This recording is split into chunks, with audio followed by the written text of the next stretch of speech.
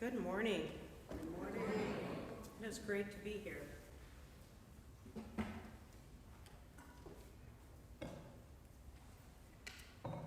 I have tea and ice water. I've been on 5 prescriptions, so don't worry. I'm not contagious. It just sounds bad. I am Reverend Denise Colley. I am the interim minister here. My pronouns are she and her, and I am so excited to be here on the biggest holiday of the year for Unitarian Universalists. What is it? Birthday. Yes, that's right. So today we're going to celebrate a community and all the ways that it gives more than it takes. And we're going to celebrate the community of moss. Often when I share that, people go, is she talking about the green stuff, or is there something else? We're going to see moss with fresh new eyes today. So on this day when the earth holds so much trauma, the earth holds trauma, why talk about moss? I think it's really important that we understand ourselves as part of this earth, and we see ourselves within the fabric of the earth and the air and the plants and the forests. We're just part of the ecosystem. We're not at the top of the ecosystem. If anything, we are the pests in the ecosystem, right? And so it's time to ask ourselves, we love to talk about the human rights and animal rights, but what rights does nature have? Environmental degradation is advancing all over the world, we know it. The United Nations has warned that we are heading toward a major planetary catastrophe. And for this reason, there's growing recognition that we must fundamentally change our relationship between humankind and nature. Making this fundamental shift means acknowledging our dependence on nature and respecting our need to live in harmony with the natural world. It means securing the highest legal protection and highest societal value for nature through the recognition of nature's rights and the associated human rights. Now, pandemic shutdowns gave us a glimpse of how the environment might respond if there was less consumption. Our environment can be a great teacher and one organism that exemplifies harmonious community. And a way to learn that is through moss. You'll learn today and see a lot of pictures about how I am a moss lover and seeker. And I also am kind of getting known for it, and people send me their pictures of moss.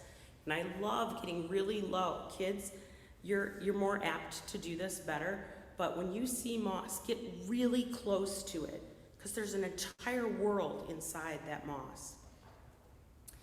And moss cannot survive without interdependence. We are part of a story that is hundreds of thousands of years old, and we are misunderstanding what it means to be human. That racial justice, environmental crisis, gun crises, they're all the same thing. We have to stop thinking of issues that need justice work as boxes that we go tick off. They're all interconnected. And so I'm going to give you the metaphor of moss today to help you think about how to save our earth by leaning into cooperation rather than independence. And so that's today's theme. Lois?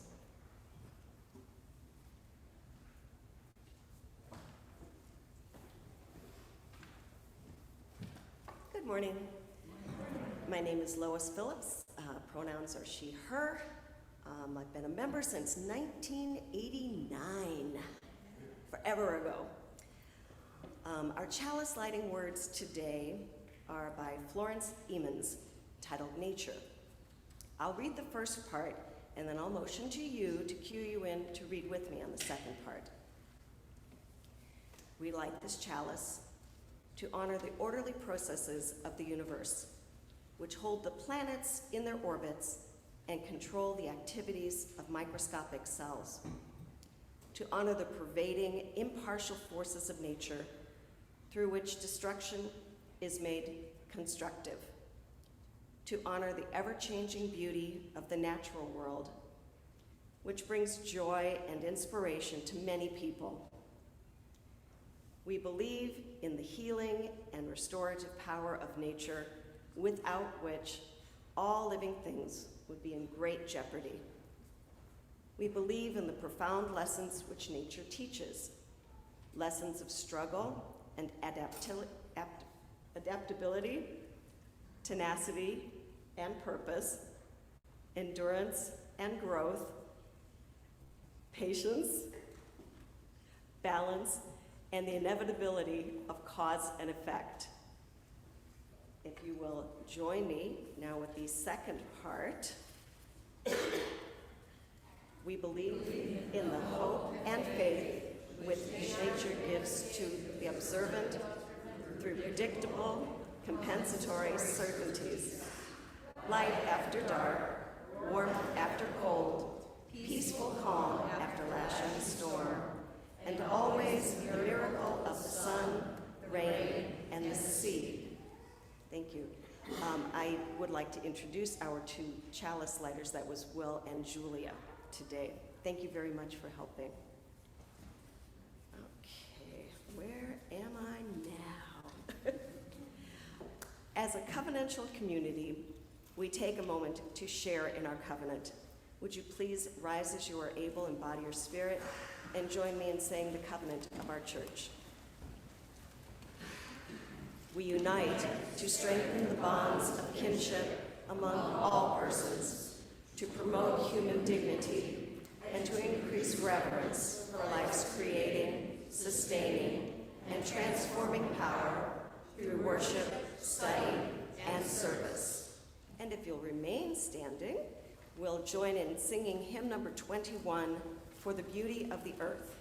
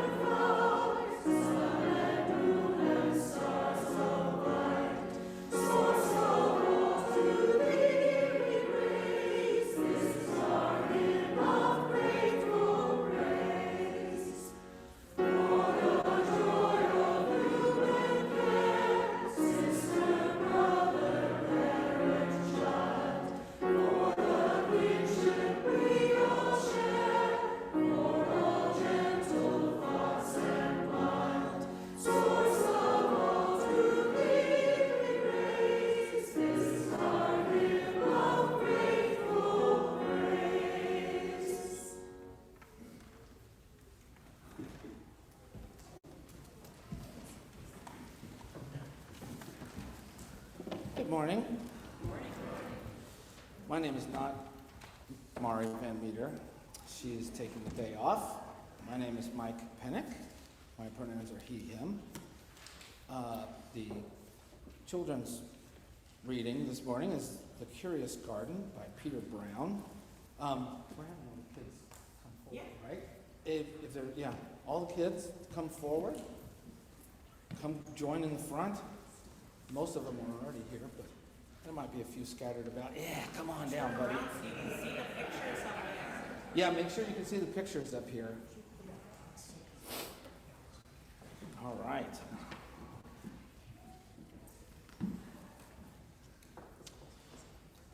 There once was a city without gardens or trees or greenery of any kind. Most people spent their time indoors. As you can imagine, it was a very dreary place. However, there was one boy who loved being outside. Even on drizzly days, while everyone else stayed inside, you could always find Liam happily splashing through his neighborhood. It was on one such morning that Liam made several surprising discoveries. He was wandering around the old railway, as he did from time to time, when he stumbled upon a dark stairwell leading up to the tracks. The railway had stopped working ages ago, and since Liam had always wanted to explore the tracks, there was only one thing for the curious boy to do. Liam ran up the stairs, pushed open the door, and stepped out onto the railway. The first thing he saw was a lonely patch of color. Wildflowers and plants were the last thing he had expected to find up there, but when he took a closer look, it became clear that the plants were dying. They needed a gardener. Well, Liam may not have been a gardener, but he knew that he could help. So he returned to the railway the very next day and got to work. The flowers nearly drowned, and he had a few pruning problems, but the plants patiently waited while Liam found better ways of gardening. As the weeks rolled by, Liam began to feel like a real gardener, and the plants began to feel like a real garden. Most gardens stay in one place, but this was no ordinary garden. With miles of open railway ahead of it, the garden was growing restless. It wanted to explore. The tough little weeds and mosses were the first to move. They popped up farther and farther down the tracks and were closely followed by the more delicate plants. Over the next few months, Liam and the curious garden explored every corner of the railway.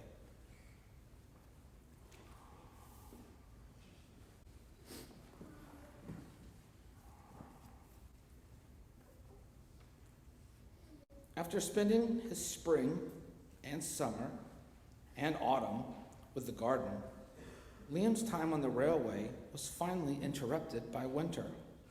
Heavy blankets of snow fell on the city that season, and for the first time since he'd become a gardener, Liam could not visit the plants. Rather than waste his winter worrying about the garden, Liam spent it preparing for spring. After 3 cold months, the snow finally began to melt, and Liam rolled his new gardening gear over to the railway. Winter had taken its toll on the garden, but thanks to Liam's planning, his handy new tools, and a little help from the sun, the plants soon awoke from their winter sleep. The garden had always wanted to explore the rest of the city, and that spring it was finally ready to make its move. Once again, the tough little weeds and mosses set out first. They popped up farther and farther from the railway and were closely followed by the more delicate plants. The garden was especially curious about old, forgotten things. A few plants popped up where they didn't belong. Others mysteriously popped up all at once. But the most surprising thing that popped up were the new gardeners.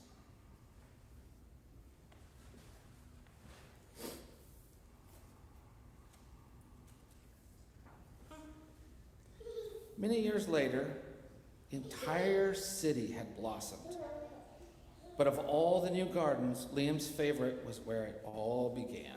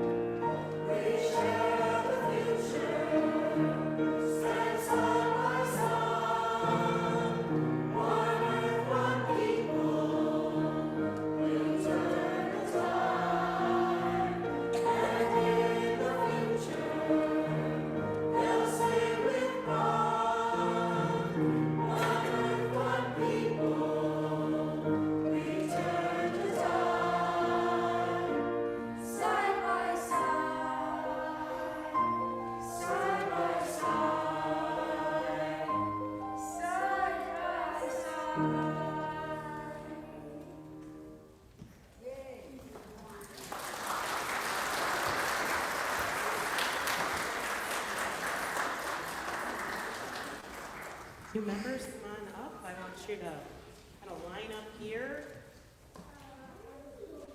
We have, I saw everybody here today, yeah? And the first thing I'm going to have you do is introduce yourselves and then pass the mic on. Hi everyone, I'm Megan Skolnick. Nice to meet you all. Hi, I'm William Unverzak. I'm Sean Unverzak. I'm Natalie Umbrizak. I'm Julia Unverzak. Me and my brother were singing a little earlier. I'm Naomi Umbrizak. I'm Bev Leachman. I am Rob Leachman. I'm Jeff Johnson, and this is Connor Johnson. I'm Katie Johnson, and this is Finley Johnson. Hi. And they are all a lot of fun. So you're going to love getting to know them. You're going to come on up, Tom. You can help me out here. So joining a spiritual community is a big momentous occasion in your religious journey. You're on a religious journey. You didn't know it, but you are, right? And so we're going to take a moment to have you profess your promise to this congregation. I bet you don't have your orders of service. All right, repeat after me. We enter this faith. Tell them. We enter this faith With hope and possibility in our hearts. with hope and possibility in our hearts, Pledging to participate pledging to participate in and to support the ministries of this church. in and to support the ministries of this church. We covenant to We covenant to remain true to the spirit of love. remain true to the spirit of love And today it's flowing hard that flows through this church that flows through this church and guides us. and guides us. We seek your welcome We seek your welcome as we join you in this faith. as we join you in this faith. All right, and I'll have Tom McTavish lead the next section as we invite you to say things, so rise with them. Okay, let's all join together then. We welcome you as once we were welcomed ourselves. We seek to be open and inclusive, respecting your inherent dignity, your ideas, and your vision. In times when it is easy and in times when it is difficult, we seek to be supportive, not only when you reach out or encourage to us, but also when you need us to reach out to you. Awesome.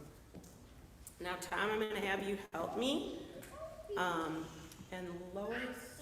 Yes. So, Tom, if you could give each family, we have some gifts for them, and Lois helped too. We have roses for everybody. So, we're going to give you a gift. If you can all repeat after me. This is a great prayer today that we're going to have because today is all about community and cooperation. And so I'm going to rely on all of you to reach out to these people. You don't just leave them alone at coffee hour. You ask them if they want to go to coffee. Do they want to go meet at a park? Do they want to, talk or text together? Find out who they are. We are all in charge of welcome at this congregation. Welcome is something we all work at together. So repeat with me, may it be so. May it be so. Yes, all right. So those are some gifts from us. We've given you some presents, some introduction to our UU journey. I want to thank Tom McTavish for the great job that he does and the membership team in helping to welcome everyone. And let's give them all a round of applause.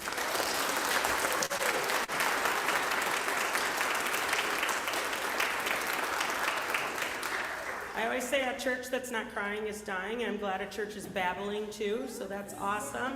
So let's sing you all out now, and those of you who are going to religious ed, head off, all right?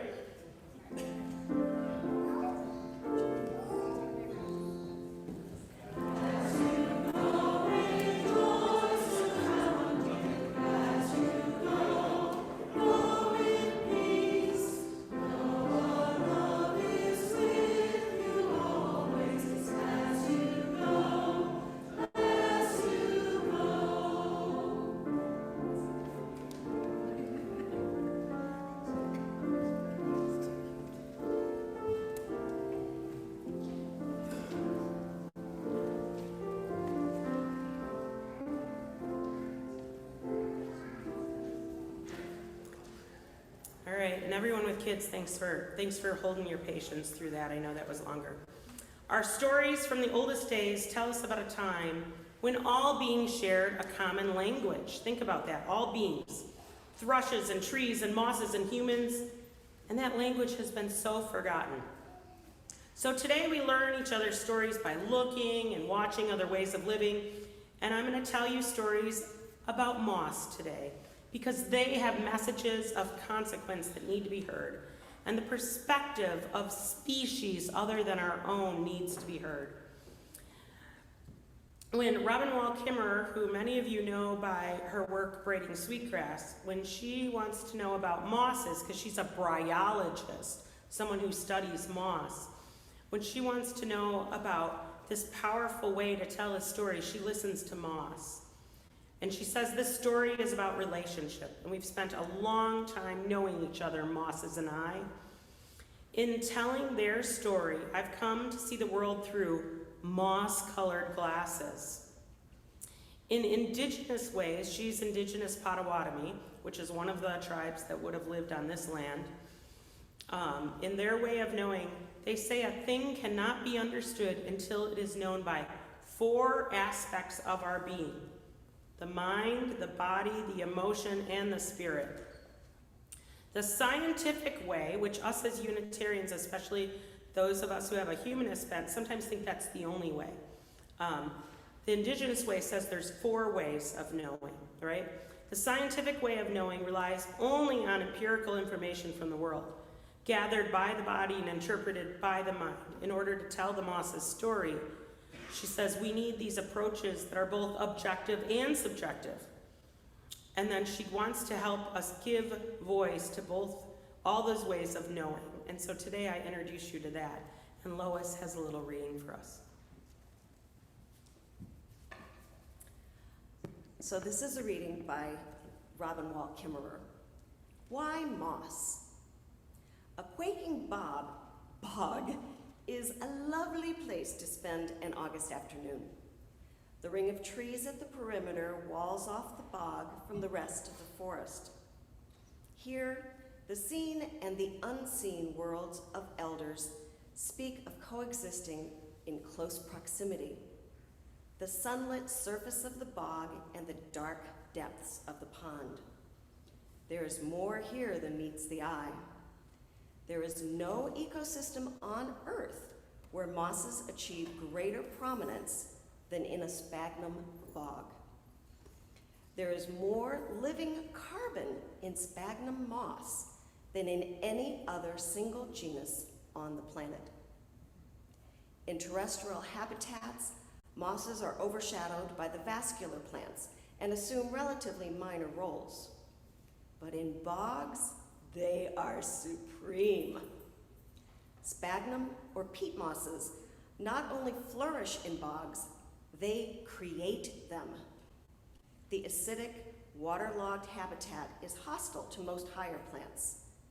I know of no plant, large or small, which has the ability to engineer the physical environment more thoroughly than sphagnum through the remarkable properties of the plant itself. So one thing you'll learn today, is that I love moss. And Louise is going to show just a handful of the pictures I've taken of moss. I delight in examining the textures and the colors of moss. I get down on the ground and I sniff the moss. Fibers and threads of moss are as varied as the forest. I love looking at moss in different parts of the country and different parts of the world. I stare long enough to imagine I'm in a little fairyland where I live amongst the moss. What would that world be like?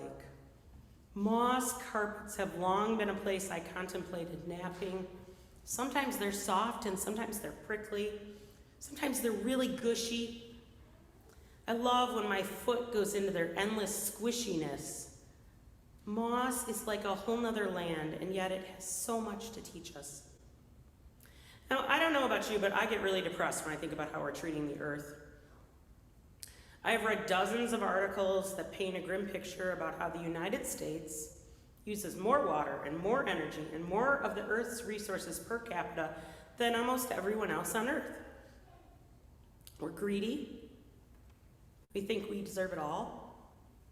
Not even just a little bit more, but hundreds of times more than most people on the planet.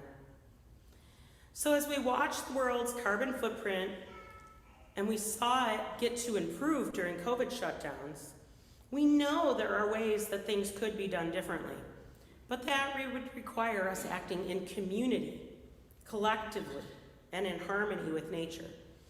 And so our UU values ask us to respect all living things, and nature has rights, and we as religious people of faith are to respect these rights. So if you consider the rampant consumption and human infestation of every corner of livable Earth, I look to the similarities as well as the juxtaposition of characteristics of moss.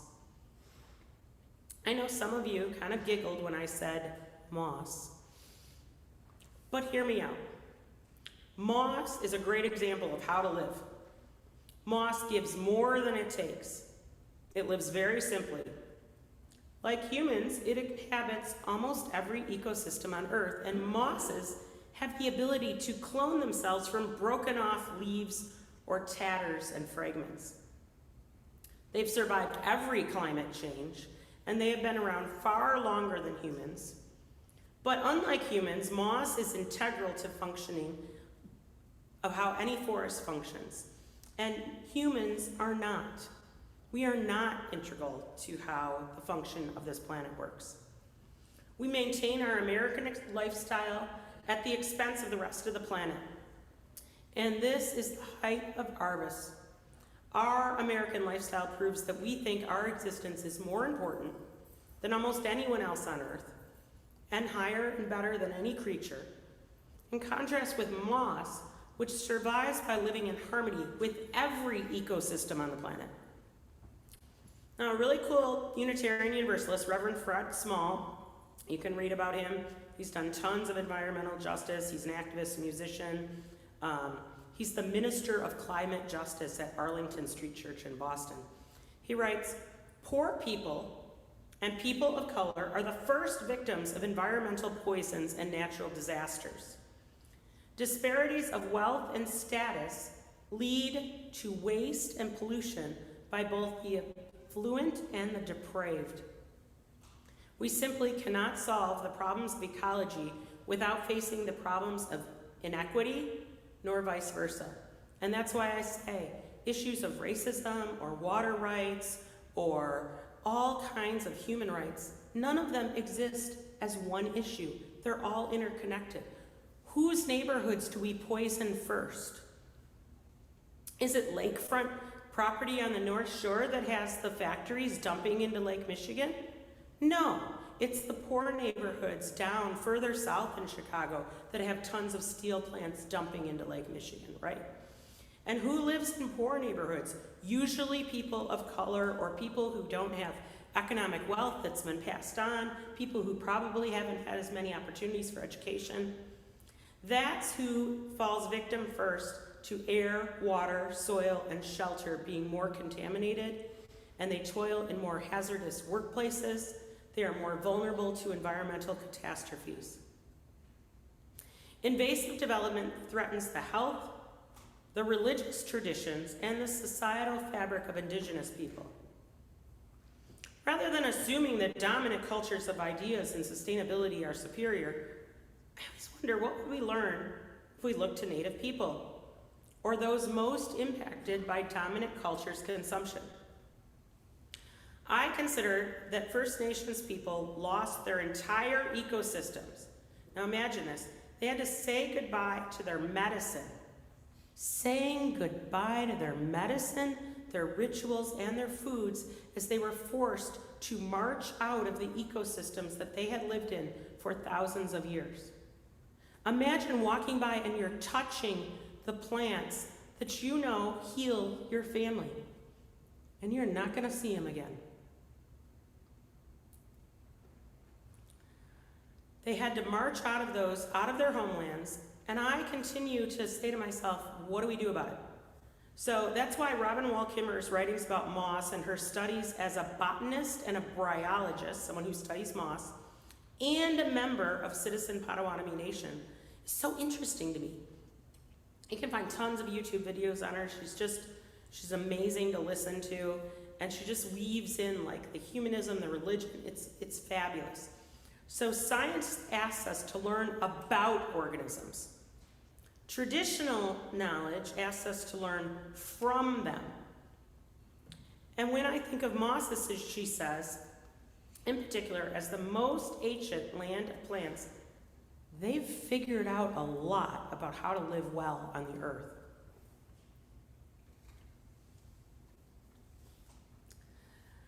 In their simplicity, the power of being small, of not taking up a lot of space, mosses become so successful all over the world because they live in these tiny layers on rocks, on logs, on trees. They work with the natural forest and the forces that lie over every bit of our earth. They flourish by working together. I come here on this pulpit, and I tell you all the time about community. I tell you the whole reason to even have church is community. It's about calling people up when you need help. It's about getting help. It's about having people to talk to. For all of you new members, this is about community. As much as I want to talk about the wonders of Unitarian Universalism, the real purpose of church is community. Moss lives in community. They are superb teachers about living within your means. How can we be more like moss in our approach to the environment? Consider how recycling is not simply about putting an object into the correct container, nor is it a law about passing, a required law for composting or recycling. Any effort we take to improve our planet has to be done in concert with the whole planet. Now here's just one of a bazillion examples of stupidity. The United States has made laws about recycling without building the kinds of processing facilities needed to actually recycle our own goods. So we put all of our plastic bottles and cardboard on ships that use coal and natural gas to send them to China to be processed there. And now, with COVID and everything, the Chinese government is like, y'all, we don't want your garbage. So here you think you're saving something, but you're using a whole bunch of energy and water to go send it somewhere else, right? So then they send it back to us and we burn them in incinerators that do not have the proper filters. We're not like the Netherlands where we're burning garbage and have all these filters on it and converting it to heat. No, we're not doing that, no. No, we're driving our garbage around looking for someone to take it and then we're burning it up. And where do you think most of those incinerators are?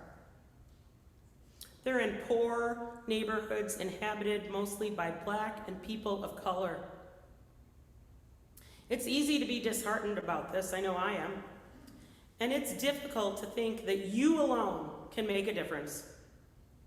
Instead, you have to live more in community, building and cooperatively living in harmony like moss. Think about ways you can share. I'll tell you a really quick story. I used to have a bread maker, right? It was so big. It made so much noise. It seemed like just a lot.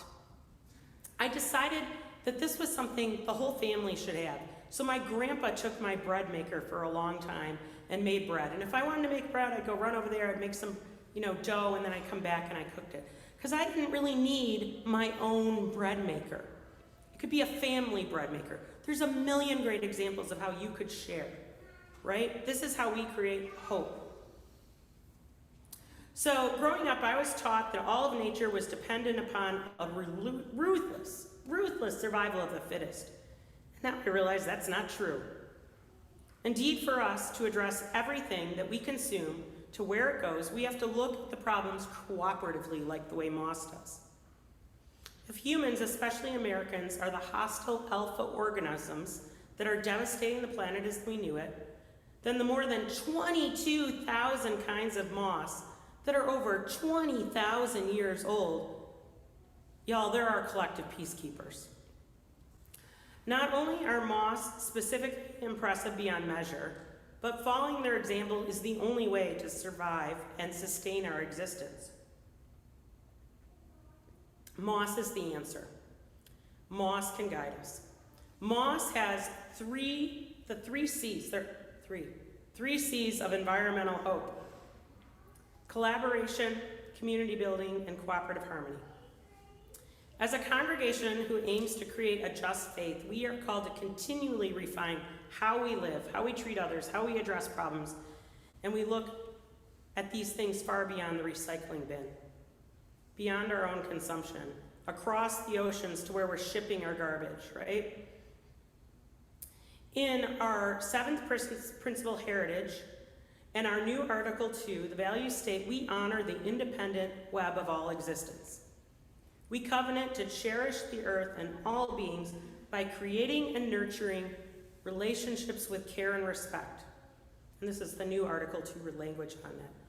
With humility and reverence, we acknowledge our place in the great web of life, and we work to repair harm and damaged relationships. Living like moss is an ideal way to honor that great web and to repair harm and give more than we receive and create nurturing relationships. Kimmer asked, does moss communicate? Yep. Collaborate? Yep. Does it wage war? Nope. Plants certainly do communicate, primarily through the exchange of chemical signals. They inform one another of insect and pathogen attacks. They know when to mount defenses against those coming because they have their ways that they signal to each other.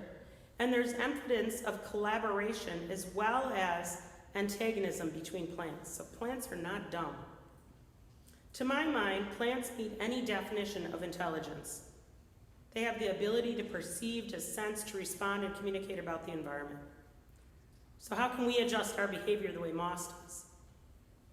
We do have the ability to perceive, to sense, and to respond to the environment. We can create and maintain relationship with other beings, especially outside of our country, to learn new ways of being collaborative in our living. We have to continue to commit to those 3 C's. Commit to living like moss. We've been accustomed to convenience of disposable packing and takeout containers made from non-renewable materials like styrofoam and plastic. I enjoy the comfort of year-round heating and cooling. Without it, would we even live in extreme climates like Illinois? As a recycler and an organic shopper, I can tell you it is almost always more expensive in time, money, or both to do the ecologically right thing. Our church just bought a very green water heater, and we expect it to serve us and pay off in the long run and save us money over time, but it wasn't the cheapest initial environmental, it wasn't the cheapest initial investment. The key to successful capitalism is unlocking the human's desires and convincing them that their comforts are actually needs. We are barraged with media everywhere, from the gas pump, drives me crazy, to phones in our pockets, convincing us to procure vast quantities of stuff. You know what? I eventually got rid of the bread maker. I don't even need that. Much of which will break and then become obsolete. I wonder if the decline of community-based religious institutions has overtaken the new religion of shopping. Yet again, if I look to moss as my example of how to live, I see it adapting to new ways of living over and over again. It gives more than it receives. It lives really simply. It soaks up all this carbon, it takes all this garbage out of the environment, right? It looks pretty. Can we care enough about other species of this earth to adapt new ways of living?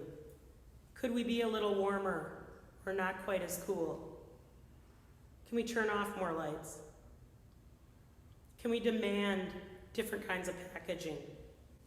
Mosses are actually terrible competitors, and yet they are the oldest known species on the planet.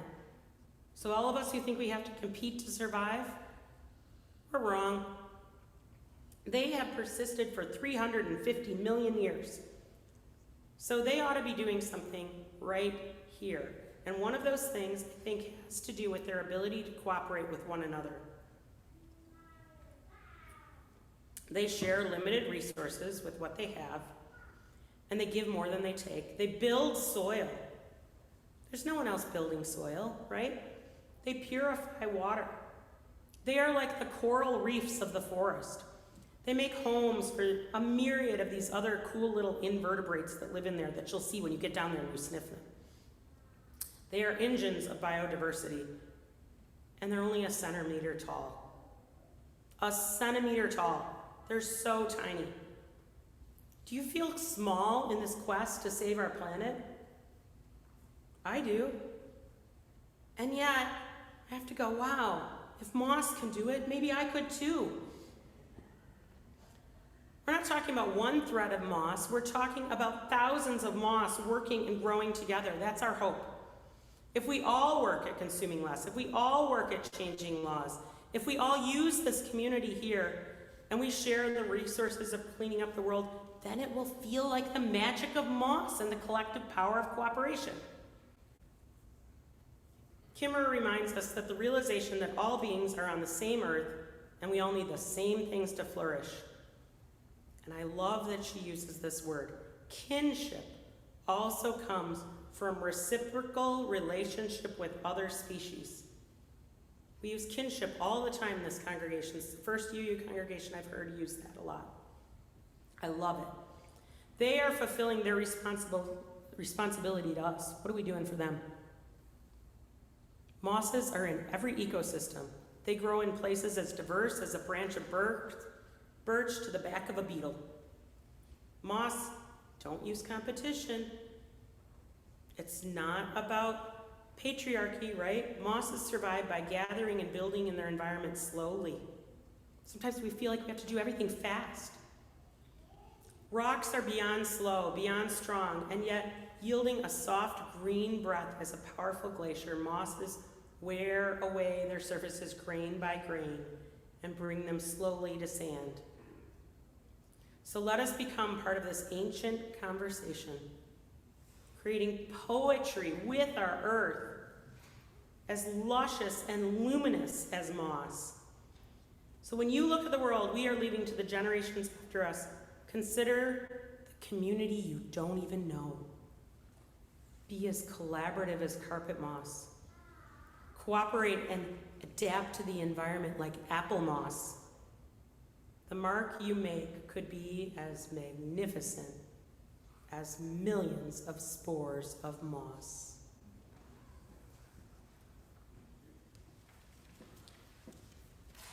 Remember when I told you earlier about the 5K run walk? Before I ran the 2021 event, I went to the Sikh Religious Society Gurdwara in Palatine, the Gurdwara, which is the Sikh worship place, and I went to pick up my packet for the race. I thought I'd just go in there, grab my stuff, and leave, but after they handed me my T-shirt and my bib, they said, "Oh, Emily, have you eaten yet today?" And I actually hadn't. And they said, "Well, come in and share a meal. It was a little snack, but come in and share something." And so I was brought into this big hall where people were sitting on the floor and eating.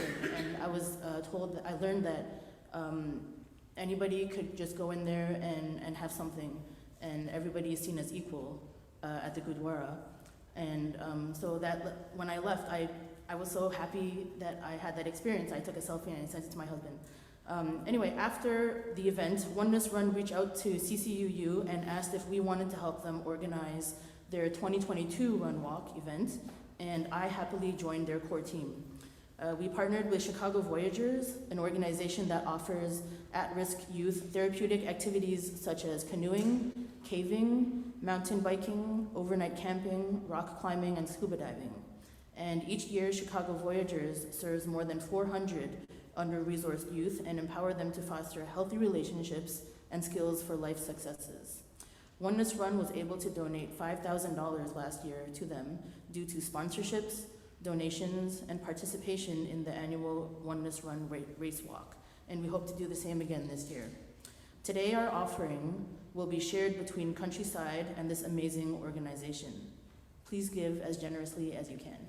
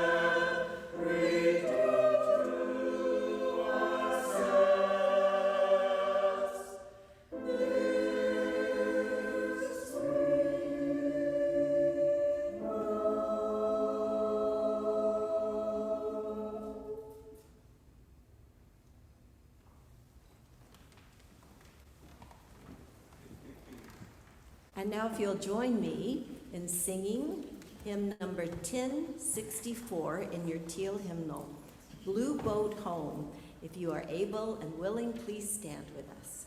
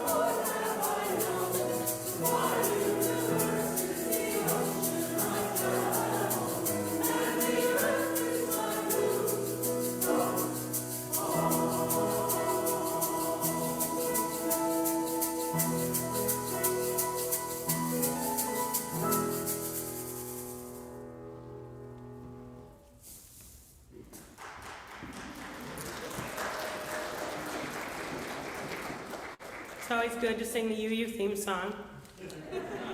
I want you to know that my idea for that got voted down. I wanted us to get beach balls of the earth, and I was gonna have us pass them around, and they were like, but it's plastic, and I was like, so if you ever see some cloth beach balls of the earth, please pick them up for me. Now, the first line of this I'm gonna say something about. Action on behalf of life transforms. I don't know about you, but I never get done writing a Facebook message and go, yes, that was really amazing, yeah.